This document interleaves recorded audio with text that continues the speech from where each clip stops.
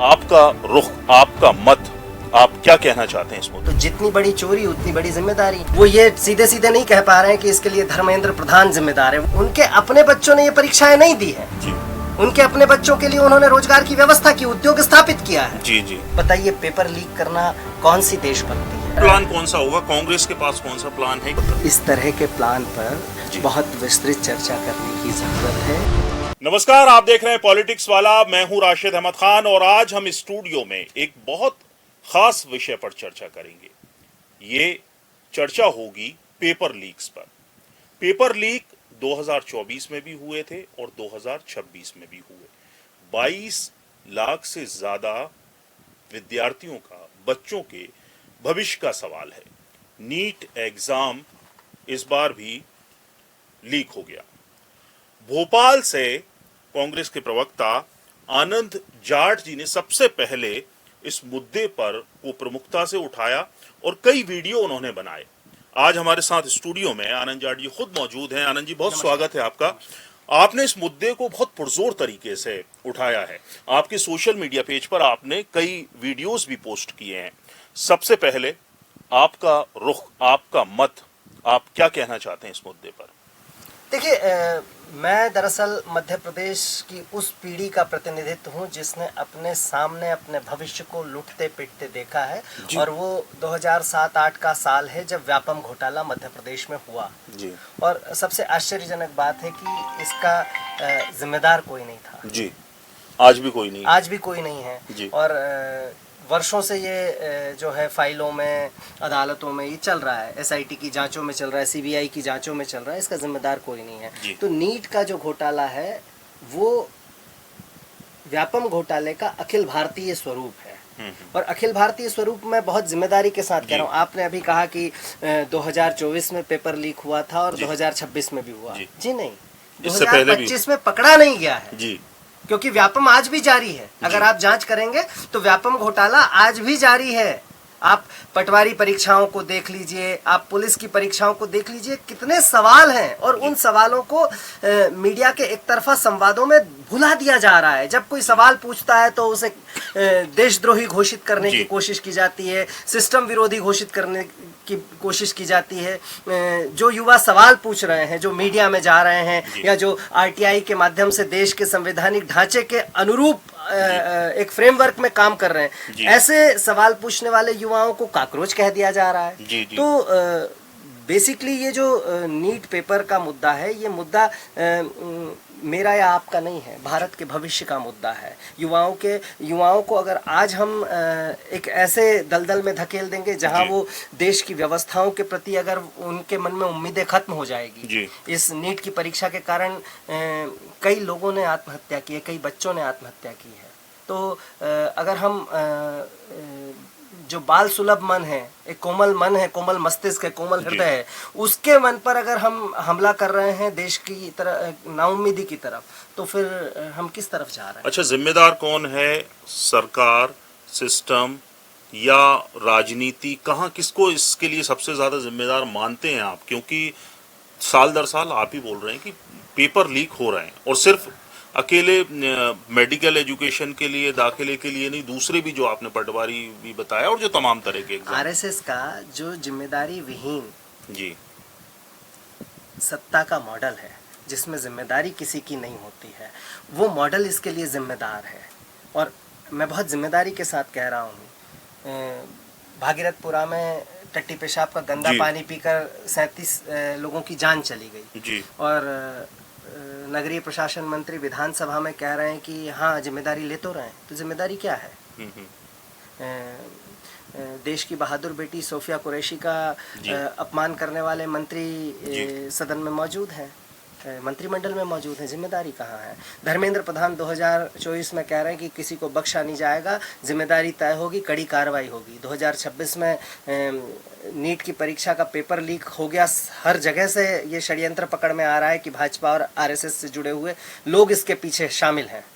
और जिन लोगों को एनटीए की जो जिम्मेदारी से महानिदेशक एनटीए के, जो नेशनल टेस्टिंग एजेंसी जो नीट की परीक्षा कराती है, उसके महानिदेशक जो 2024 में थे, उन्हें कुछ समय के लिए एक मीडिया से दूर छुपी हुई लेकिन बहुत अहम जिम्मेदारी दे दी गई और बाद में उन्हें प्रमोट करके और आगे बढ़ा दिया गया। तो जितनी बड़ी चोरी उतनी बड़ी जिम्मेदारी। तो राहुल गांधी जी इस मुद्दे को उठा रहे हैं। आपने कहा कि मैंने अपने सोशल मीडिया से उठाया, नहीं, हमारे नेता राहुल गांधी जी जो हैं, बीजेपी की चाहे वोट चोरी हो, चाहे पेपर चोरी हो या युवाओं का भविष्य चोरी हो, हर मुद्दे पर सजगता से रह रहे हैं और उनका सिपाही होने के नाते मेरी ये जिम्मेदारी बनती है और देश के प्रति भी मेरी जिम्मेदारी बनती है कि मैं ऐसी हर धांधली और हर भ्रष्टाचार को पर मुखरता से बात करूं। मोदी सरकार के एक मंत्री हैं जीतन राम मांझी, वो कह रहे हैं कि साहब ये तो कांग्रेस की साजिश हो सकती है, विपक्षी पार्टियों की साजिश हो सकती है पेपर लीक करने में।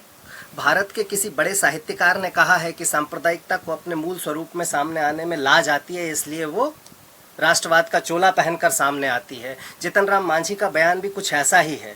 वो ये सीधे सीधे नहीं कह पा रहे हैं कि इसके लिए धर्मेंद्र प्रधान जिम्मेदार है, वो कह रहे हैं कि विपक्ष की साजिश हो सकती है। तो ये साजिश रोकना किसका काम है? ये साजिश रोकना शिक्षा मंत्री का काम है ना। तो धर्मेंद्र प्रधान को सीधे सीधे नहीं लेकिन पिछले दरवाजे से वो निकम्मा कह रहे हैं। जी जी, ये सिस्टम एक होता है कि पेपर जो नीट के जहाँ तैयार होते हैं पेपर, वो कहीं ना कहीं शिक्षक रहते हैं, वो किसी संस्थान में पढ़ाते भी हैं और जाहिर सी बात है कि जब वहाँ से पेपर बनाकर निकलेंगे तो कहीं ना कहीं उनके शब्दों में, उनके कहीं ना कहीं वो थोड़ा बहुत तो लीक हो ही जाता है। क्या इसको ऐसा प्रूफ करना चाहिए जैसे कि बजट जिस तरह से तैयार होता है कि जब तक पेपर हो ना जाए तब तक वो उनको बाहर ना आए, तब कुछ शायद प्रूफ हो, मतलब तब लीक रुक पाए? नहीं, मैं इसमें पेपर लीक रोकने के लिए नियत की जरूरत है। वो नियत ही नहीं है। वो नियत ही नहीं है। नियत होती तो नीति भी सही रहती। नियत होती तो नीति सही होती ना। मैं आपको एक छोटा सा एग्जांपल देता हूँ। अभी मध्य प्रदेश के 16.5 साल मुख्यमंत्री रहे शिवराज सिंह चौहान जी। शिवराज चौहान ने अभी मामा की कोचिंग के नाम से एक कोचिंग इंस्टीट्यूट खोला है जहाँ वो बच्चों को निःशुल्क पढ़ाएंगे। जी जी। तो सबसे बड़ी इंटरेस्टिंग बात है कि पिछले 30-40 साल की उनकी राजनीति में उन्होंने अपने क्षेत्र में युवाओं के रोजगार के लिए कभी बात नहीं की, कभी विचार नहीं किया, किसी तरह की कोई सोच ही नहीं थी। और अचानक से जो है वो मामा की कोचिंग खोल रहे हैं और मामा की कोचिंग के नाम पर बच्चों को निःशुल्क प्रवेश दे रहे हैं। लेकिन अच्छा, ये लोग जानते हैं कि व्यापक घोटाले के आरोप किन पर लगे थे? मैं वही बता रहा हूँ आपको कि उनके अपने बच्चों ने ये परीक्षाएं नहीं दी है जी। उनके अपने बच्चों के लिए उन्होंने रोजगार की व्यवस्था की, उद्योग स्थापित किया है जी जी। और एक दूसरे बच्चे को, उनके शहजादे को राजनीतिक रोजगार देने के लिए कोचिंग खोली है। क्यों? क्योंकि इसमें कोई जिम्मेदारी नहीं है, बच्चे सिलेक्ट हो नहीं हो जी। और अगर उनके अपने बच्चों ने ये परीक्षा इसलिए नहीं दी क्योंकि उन्हें पता था कि व्यापम में किस तरह से धांधलियां होती हैं, नीट की परीक्षा में किस तरह की धांधलियां होती हैं। तो ये एक मॉडल है जो जिम्मेदारी विहीन है। जो बच्चे विदिशा में इन कोचिंग से पढ़ेंगे उनका कोई भविष्य नहीं है क्योंकि अपने सुनहरे जीवन के 5 से 6 साल वो इसमें खप जाएंगे। तब तक मामा और उनके शहजादे चुनाव जीतते जाएंगे। शिक्षा से जुड़ा हुआ ही एक राजनीतिक प्रश्न है जी कि 5 राज्यों में इलेक्शन होते हैं, सरकार दावा करती है, चुनाव आयोग दावा करती है, किया जाता है कि फुल प्रूफ है, कोई लीक नहीं हुआ। वहीं जिसमें करोड़ों लोगों ने भाग लिया, आप चाहे तमिलनाडु, पश्चिम बंगाल, पुडुचेरी, केरलम जहाँ हुआ, वहीं 22 लाख से कुछ ज्यादा विद्यार्थियों का एक एग्जाम पूरे देश में और कुछ विदेश के सेंटरों पे होता है और वहां लीक हो जाती है। तो आप कैसे इंश्योर कर रहे हैं कि 5 राज्य जो हैं वहां पर फुल प्रूफ कोई लीक नहीं है, चुनाव में वहां कोई धांधली नहीं हुई है और यहाँ धांधली हो गई? दरअसल हमारे देश में या ज्ञानेश कुमार जी को ही जिम्मेदारी दे दी जाए एनटीए की? दरअसल हमारे देश में जिन चीजों पर चर्चा होनी चाहिए, जो मुद्दे में होना चाहिए, जो प्राथमिकता में होना चाहिए, वो कहीं दूर चला गया है। हमारे मुद्दे मीडिया तय करता है। आप बताइए, मीडिया जो मेन स्ट्रीम का मीडिया है वो कितनी डिबेट्स इस पर करवाता है। जब कांग्रेस के समय में रुपया की वैल्यू जो है वो डॉलर के मुकाबले डाउन होती थी तो अर्थव्यवस्था को बहुत बड़ा झटका लगता था। आज जो है आज मीडिया बता रहा है कि रुपया जो है वैश्विक कारणों से गिर रहा है। जबकि सच्चाई ये नहीं है। मीडिया देश के शतक साथ के करीब पहुंच गया है अब तो। अच्छा, आप देशभक्ति की बड़ी बातें करता है मीडिया की, मोदी सरकार बहुत देशभक्त है, भाजपा बहुत देशभक्त है। जो अंग्रेजों के मुखबिर रहे हैं उस विचारधारा से देशभक्ति की उम्मीद बेमानी है, और मैं सिद्ध करता हूँ। बताइए, पेपर लीक करना कौन सी देशभक्ति है? आप बता दीजिए मुझे, ये देशभक्ति की किस परिभाषा में आता है? और जो इनको देशभक्त मान रहे हैं, मुझे तो उनकी देशभक्ति भी संदिग्ध दिखती है। क्या है ये? और दरअसल क्या है कि संतानहीन व्यक्ति संतान के भविष्य के मिटने का दुख और दर्द शायद नहीं समझ सकता है। परीक्षा पर चर्चा करना आसान है, लेकिन वो परीक्षा कराना कितना मुश्किल है आज आप देख पा रहे हैं। सीकर में एक दलित छात्र ने सिर्फ इसलिए आत्महत्या कर ली क्योंकि उसके परिवार के पास उसे और तैयारी कराने के पैसे नहीं थे। ये परीक्षा रद्द हो गई और उसका पेपर अच्छा गया था। तो ऐसे संभावनाशील युवा डॉक्टरों को हम खो दे रहे हैं, और झोला छाप डॉक्टर जिनके 40% भी 12वीं में नहीं है, उनको हम नीट में पेपर लीक की धांधली के माध्यम से डॉक्टर बना रहे हैं। लोग आरक्षण को कोसते हैं, और ये जो पैसे वालों के लिए आरक्षण हो रहा है लीक करके, उसका क्या? तमिलनाडु में आपके ही समर्थन से सरकार है, सीएम विजय हैं। उनका एक मत है कि 12th में जो परसेंटेज है उसके बेस पर मेडिकल में एडमिशन मिलना चाहिए, दाखिला मिलना चाहिए। आपकी क्या राय है? मैं इसको थोड़ा सा अलग तरह से देखता हूँ, क्योंकि विराट कोहली अच्छा प्लेयर है जी, लेकिन जिस दिन एग्जाम है उस दिन हो सकता है उसका दिन ना हो। तो कई बार अच्छे बच्चे भी आईपीएल जो में खेलना अलग बात है, और नहीं टीम नहीं इंडिया नहीं, की नहीं नहीं नहीं, जिस दिन उसका दिन नहीं है उस दिन वो शतक नहीं मारेगा ना, क्योंकि विराट कोहली भी हर मैच में शतक नहीं मार सकता है। तो ये प्रोबेबिलिटी है कि हम उसे एक और चांस दें। और हम जिस तरह से आपने ज्ञानेश कुमार का जिक्र किया, तो हम इलेक्शन में एक प्लेइंग लेवल फील्ड की बात करते हैं, तो हम ये चाहते हैं कि जो ये एंट्रेंस एग्ज़ाम है इसमें प्लेइंग लेवल फील्ड होनी चाहिए। और उसकी वजह यह है कि क्योंकि भारत जो है बहुत विविधता वाला देश है, और इसके बारे में वो बात कही जाती है कि कोस कोस पर पानी बदले 4 कोस पर वाणी। तो पूरे देश को एक नॉर्मलाइजेशन की प्रोसीजर में हमें एक राष्ट्रीय एग्ज़ाम की ज़रूरत है। लेकिन अगर हम जैसे पीएमटी होता था, तो पीएमटी को हम राज्य सरकार को देकर करवाते थे, तो राज्य सरकार में भी व्यापम जैसे कांड हो जाते थे। तो आप इसका फुल प्रूफ कोई प्लान तैयार करने की भारत को जरूरत है। और वो प्लान कौन सा होगा? कांग्रेस के पास कौन सा प्लान है कि फुल प्रूफ प्लान की जो नीट एग्जाम लीक हो रहे हैं, पेपर लीक हो रहे हैं, इस तरह के लीक नहीं होंगे? आपके पास कोई प्लान हो, कांग्रेस के पास हो तो बताइए। इस तरह के प्लान पर बहुत विस्तृत चर्चा करने की ज़रूरत है। इस पर जैसे राष्ट्रीय शिक्षा नीति बनाते समय केवल आरएसएस के लोगों को साथ में रखा गया, आरएसएस से जुड़े हुए लोगों को साथ में रखा गया। देश अकेले आरएसएस नहीं है, और लोगों को भी साथ रखना पड़ेगा।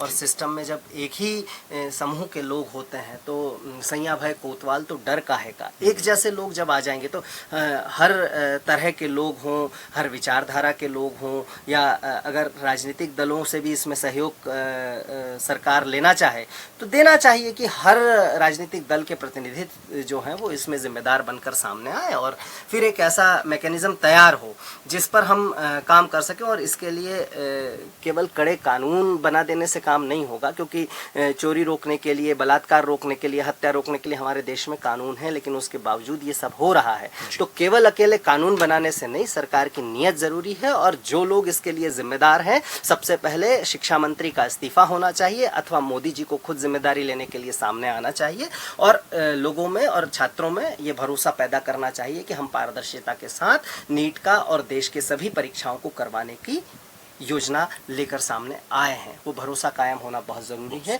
अन्यथा देश का युवा नाउम्मीद हो रहा है। आखिरी सवाल आपसे कि भोपाल में भी आसपास के कई गांवों से बच्चे आते होंगे, गरीब बच्चे भी आते हैं। आपकी उन बच्चों से बात हुई जो अपना किसी ने कर्ज लेकर, किसी के पिता ने, माता ने कहीं से कर्ज लेकर भोपाल भेजाया होगा, यहाँ कोचिंग की, यहाँ फिर एग्ज़ाम दिया, और वो पानी में चला गया पैसा? राशिद भाई, मैं बता नहीं सकता, ऐसे ऐसे कष्ट की कहानियाँ हैं जी। महिलाएं, माताएं, बहनें जो है ना, ऐसे काम करके, बर्तन साफ करके, घरों में खाना बना के, झाड़ू पोछा करके, और इससे ज़्यादा नीचे भी अगर आप सोच सकते हैं तो वैसे काम करके भी अपने बच्चों को पढ़ा रहे हैं। और उसके बाद जब ये इस तरह के एग्ज़ाम से किसी का भविष्य नष्ट होता है ना, तो आप ये समझ नहीं सकते उनके कष्ट का अंदाज़ा जो मैं सुन रहा हूँ वो भी नहीं लगा सकता। क्यों? क्योंकि मैं उनकी जगह पर उस दुख को नहीं भोग रहा हूँ। लेकिन मैं अपने एक हिसाब से बताता हूँ। मेरे भैया की बेटी है, वो 12th में है, नीट कर रही है, नीट की तैयारी कर रही है। वो 4 बजे सुबह उठती है, कभी 2 बजे रात को सोती है, और उसका एक स्ट्रिक्ट रूटीन उसने बनाया हुआ है जिसमें उसे फॉलो करने में मैं, मेरी पत्नी दोनों मदद करते हैं। तो अब जब वो पिछले 4 दिन से 5 दिन से ये घटनाएं सामने आ रही हैं तो मेरे मन में ये पीड़ा है कि मैं उसे इतना स्ट्रिक्ट क्यों रखूं। जब उसका एग्जाम में सिलेक्शन होना ही नहीं है तो क्यों परेशान होना। और ये मेरी कहानी नहीं है, ये हर घर की कहानी है, क्योंकि बच्चे हमारे हैं, आपके भी होंगे और जो लोग देखेंगे उनके भी होंगे। बहुत बहुत शुक्रिया आनंद जी, इस अहम मुद्दे पर अपनी बात रखने के लिए। सरकार को जो सुझाव दिए हैं वो भी बहुत महत्वपूर्ण हैं। वहाँ तक पहुँचेंगे इसकी कोई गारंटी नहीं है, लागू होंगे इसकी भी कोई गारंटी नहीं है, लेकिन आवाज़ उठनी चाहिए और बुलंदी से उठनी चाहिए। शोर ना सही, जहाँ तक पहुँचना चाहिए पहुँचनी चाहिए। बहुत बहुत शुक्रिया। नीट एग्ज़ाम जो लीक हुआ है उसको लेकर आनंद जाट जी, प्रवक्ता कांग्रेस के, इस मुद्दे को बहुत पुरजोर तरीके से उन्होंने उठाया है। उन्होंने बात की और बताया कि नियत और नीति दोनों साफ होनी चाहिए, और कांग्रेस इस बात की उम्मीद कर रही है केंद्र सरकार से कि नियत और नीति साफ हो, क्योंकि सिर्फ फाइनेंशियल नुकसान ही नहीं है छात्रों का, जो मेहनत घर वाले उनके करते हैं, बच्चे कर रहे हैं, पूरी मेहनत पानी में चली गई है। उम्मीद की जानी चाहिए कि आइंदा ऐसा ना हो। बहुत बहुत शुक्रिया। वीडियो पसंद आया हो तो लाइक कीजिए, शेयर कीजिए और हमारे चैनल को सब्सक्राइब जरूर कीजिए। नमस्कार।